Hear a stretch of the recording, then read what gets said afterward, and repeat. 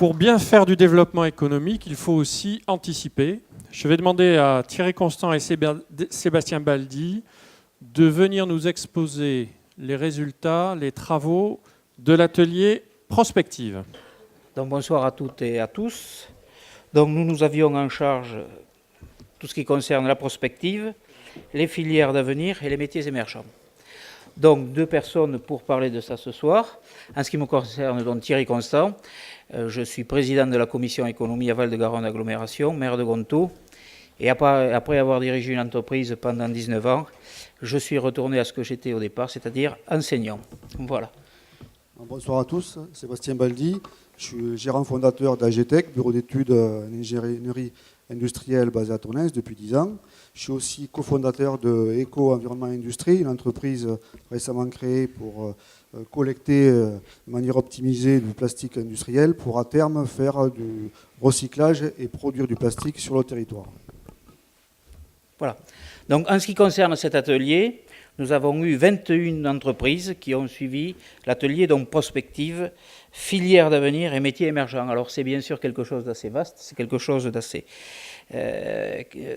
complexe aussi, hein, parce que envisager l'avenir, on peut avoir des idées, mais je reste persuadé que ça c'est des choses qui doivent se regarder régulièrement. Il y avait sur le Marmandais un projet VGA 2030. Hein, et ce projet VGA 2030 existe et continue d'exister, mais c'est vrai que comme tout document vivant, ce sont des choses qui doivent être remises en place et c'est au travers de cet atelier que les choses peuvent commencer à se faire. Donc la problématique abordée revient bien sûr à imaginer ce que pourrait être notre avenir à l'horizon de 5 ans. On a essayé de rester sur quelque chose d'assez de court terme, de telle sorte à être plus pragmatique et plus proche de la réalité de ce qui va se passer assez rapidement. Donc on a essayé de regarder ce qui se passait au niveau des habitants, bien sûr, et des entrepreneurs. On a pu ainsi identifier les leviers du développement économique au travers de 3 types de questions. Alors, la première question qui a été posée, quelles opportunités de développement saisir? Deuxième question, quels besoins actuels et futurs de la population prendre en compte? Troisième question, comment les grands enjeux sociétaux, techno et environnementaux peuvent être des opportunités de création de valeur? Alors en fait, il y a eu une manière originale de répondre à ça, à ce remue-ménage, c'est ce qu'on appelle un mind mapping. Et je vais maintenant laisser Sébastien vous parler de ce truc. Voilà, alors ce truc, c'est difficilement lisible de loin. Ne vous inquiétez pas, c'était une séance qui est animée par M. Godino. Il s'est bien amusé avec des post-it de couleurs où chaque couleur représentait une des 3 thématiques de départ. Donc ce qu'il en est ressorti de ce remue-ménage en français, c'est qu'il y avait 4 thématiques qui ressortaient. Alors certaines recoupent celles qu'on a vues précédemment dans les autres ateliers. L'évolution démographique, l'aménagement du territoire, le développement du tissu économique et de tout ce qui était productif, et encore une fois, l'attractivité du territoire. Je laisse Thierry continuer. Donc voilà, je vais commencer à parler de la première et de la deuxième thématique. Sébastien traitera de la troisième et de la quatrième. Donc première thématique, l'évolution démographique. Alors 2 sujets ont été abordés. Quelle économie pour la population vieillissante et comment attirer et conserver une population jeune? Alors le premier sujet, on l'a dit, on l'a redit, ça renvoie à ce qu'on appelle la silver economy, c'est-à-dire toute l'économie qui tourne au travers de la population âgée. Donc au-delà, me semble-t-il, de l'économie présentielle, dont on a aussi parlé, hein, et des services à la personne qui sont quand même déjà développés sur le territoire, mais qui demandent à l'être davantage, Madame Calmels l'a dit tout à l'heure, que peut apporter la e-économie? C'est la question qu'on s'est posée, parce que bon, ça vient d'être évoqué, hein, la e-économie, c'est quelque chose qui va prendre de l'ampleur. Alors, on pense bien sûr à tout ce qui est téléassistance, tout ce qui est objet connecté, hein, et tout ce qui est e-santé. On peut même envisager que dans nos secteurs ruraux, vous le savez, nous avons, malgré les efforts qui sont faits hein, concernant les maisons de santé, peut-être qu'on aura malgré tout la nécessité d'avoir des télévisites médicales. On en parle. Alors, c'est vrai que ça peut rentrer aussi dans ce problème de la e-santé, ou plus exactement dans ce que pourrait être la e-santé. On peut aussi, comme ça, essayer de diminuer les coûts liés à la santé, parce que c'est quand même quelque chose d'important. Dans un département rural comme le nôtre, il est vrai que pour avoir un dynamisme au niveau économique, il faut pouvoir dégager des marges. Mais quand on a une population âgée très importante, on sait très bien que la part du budget à consacrer au troisième âge est importante, enfin à tout ce qui concerne, si vous voulez, les personnes âgées. Donc on a moins pour les investissements. Si donc on arrive à baisser légèrement les coûts liés à la santé, on pourra dégager d'autant plus de fonds pour quelque chose de dynamique concernant le système productif. Le deuxième sujet renvoie, lui, aux carences de notre territoire vis-à-vis des formations et de l'attrait des métiers en tension pour les jeunes. On s'est focalisé sur les jeunes. On pourrait aller plus loin, tout le monde l'a évoqué, mais nous, on va se focaliser là-dessus. Comme on l'a dit tout à l'heure, on sait qu'on manque de main-d'œuvre, de type de main-d'œuvre. Hein. On manque de main-d'œuvre qualifiée. C'est vrai, quand on rencontre les entrepreneurs, on nous dit, et puis tout à l'heure ça a été évoqué par le directeur de l'entreprise Fauché, lorsqu'on veut remplacer un cadre, ce n'est pas évident. Alors c'est vrai que ce sont des choses auxquelles on peut penser, au travers notamment d'un partenariat avec la Chambre des métiers qui met en place une formation de diplôme universitaire avec l'Université de Pau. Et c'est vrai que sur Marmande, il pourrait très bien être envisagé aussi ce partenariat de telle sorte à former des jeunes. Quand on est sur le territoire, qu'on peut avoir une formation, eh bien, ma foi, je pense que les jeunes susceptibles de rester là seraient plus importants. On sait aussi qu'il y a des métiers en tension. Des métiers en tension dans l'aéronautique, au niveau de la chaudronnerie.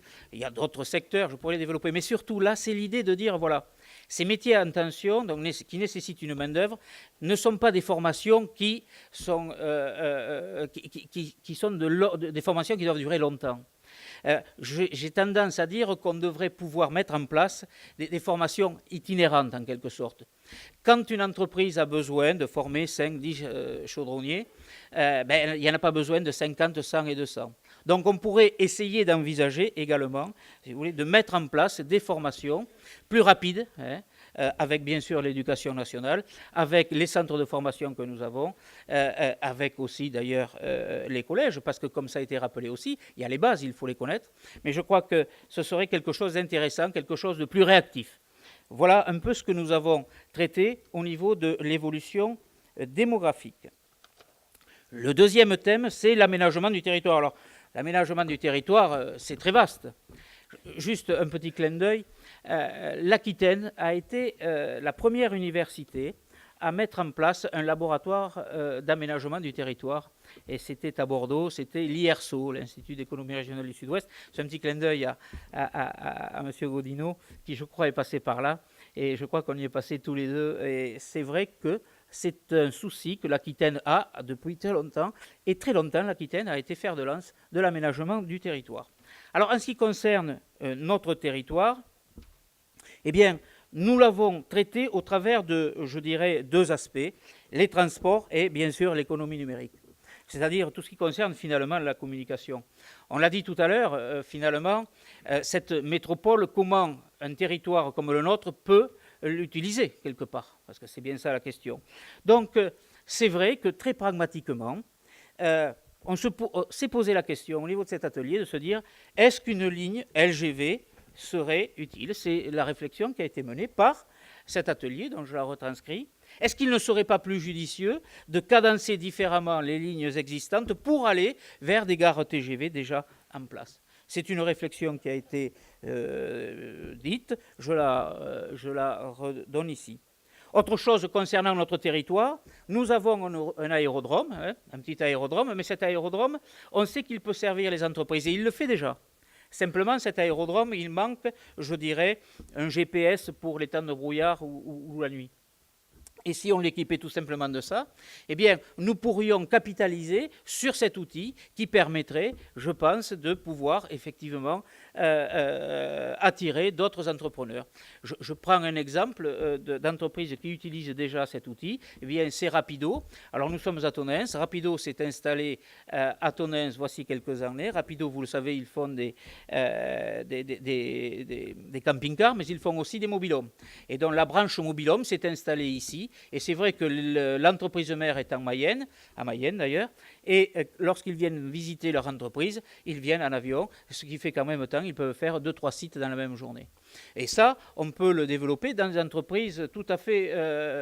ici, vous savez, on a des entreprises, les entreprises marmando-touninquaises, elles sont connues ailleurs que dans le marmando-touninquais, sur la côte atlantique, mais... Pour certaines, et d'ailleurs c'est ce qui fait notre richesse, parce que ce qui fait la richesse d'un territoire, c'est l'argent qu'on ramène sur le territoire et qu'on va chercher le plus souvent ailleurs. Ça, c'est important.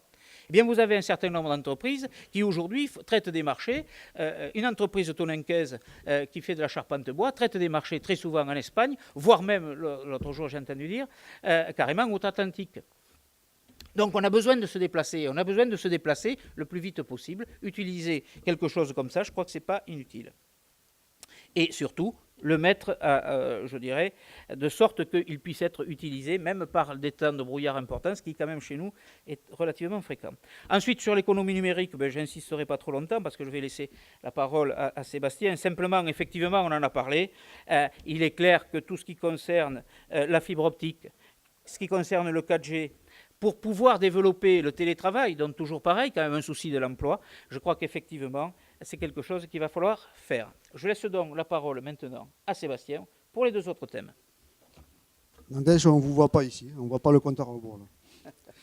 Donc, tout ce qui concerne le développement du tissu économique des entreprises, on a vu plusieurs thèmes qui sont apparus, alors qui recoupent ce qui a déjà été dit. Le soutien aux entreprises, des moyens centralisés, beaucoup de choses qui permettent aux entreprises de se connaître. C'est un problème qui est récurrent.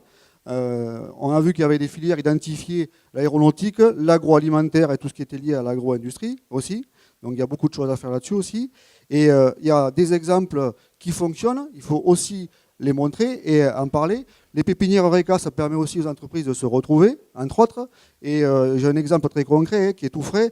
Avec le cluster Demain, développement des matériaux innovants, on cherchait un petit support pour nous faire connaître et on a profité de l'événement qui nous draine, on va dire, sur Marmandais, le Garo Rock.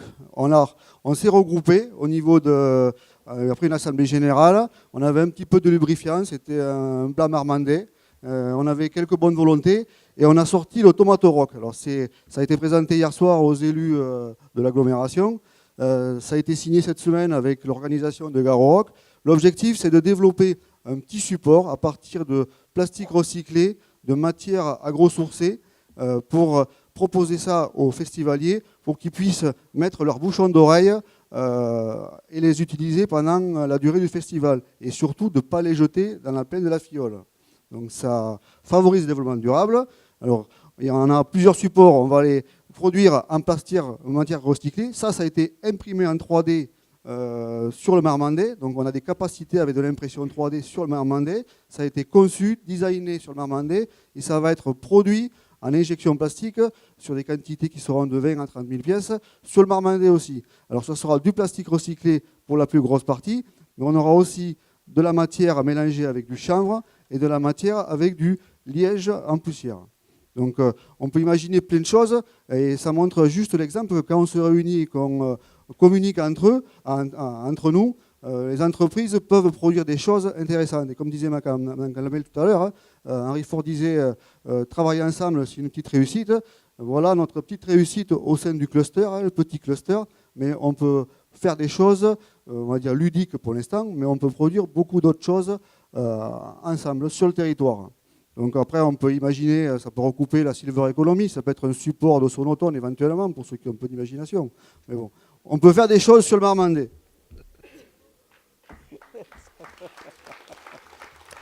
Alors après, il y avait aussi l'attractivité du territoire. Donc tout le monde en a parlé. Je n'ai pas du tout de mérite parce que je suis gascon pure souche. J'étais au sud de la Garonne, je suis venu m'installer au nord de Garonne. J'ai vécu en Savoie, en Bourgogne, au Pays Basque et je suis quand même revenu ici. Donc il y a quand même de l'attractivité. J'ai du mal à dire pourquoi, mais j'y suis. Donc il y a des gens qui viennent de l'extérieur, qui ont parlé tout à l'heure, qui ont vu de belles choses ici. Donc je confirme, il faut le vendre mieux que ce qu'on fait actuellement. Donc voilà un petit peu la synthèse de ces échanges. Je laisse Thierry finir. Et voilà, donc je vais vous faire en quelques mots la synthèse de ce que l'on vient de dire. Bon, alors très clairement, les filières identifiées pour demain sont, je ne vous étonnerai pas en parlant bien sûr de l'aéronautique, de la plasturgie, de la logistique, de la robotique dans le machinisme agricole et dans le BTP, c'est ce qu'on relève, l'agroalimentaire et éventuellement une nouvelle agriculture tournée vers l'agro-industrie locale. Ça, on nous en a parlé, ça tient au cœur de certains agro-industriels locaux. Il est aussi ressorti la nécessité de mutualiser certaines compétences. Alors bon, on parle beaucoup de la mutualisation, mais là, elle est ressortie de façon très pragmatique. En ce qui concerne la maintenance, les automatismes et la robotique, c'est vrai qu'on peut tout à fait mutualiser un certain nombre de services parce que dans les entreprises, on n'a pas la capacité à peut-être avoir un bureau R&D qui permette de développer un certain nombre de choses, grouper ou mutualiser. Et bien effectivement, c'est quelque chose qui peut être tout à fait faisable. Enfin, notre territoire doit entrer dans les métiers du développement durable, ça aussi ça a été abordé. Alors on a reparlé de la méthanisation, de l'économie circulaire bien sûr et du recyclage. Je crois que ça, il faudra également effectivement intégrer, on en a un peu parlé tout à l'heure, un outil de veille technologique dynamique. Ça, c'est essentiel. On le rappelait, la mondialisation avance. Ça veut dire que nos territoires, si nous n'avançons pas, nos territoires reculent. Et il faut voir ce qui se fait ailleurs pour voir comment on peut l'adapter sur un territoire qui nous tient tous à cœur, dans lequel on vit depuis déjà un bout de temps. La Garonne nous guide et elle nous guide vers le succès de ce territoire. Merci.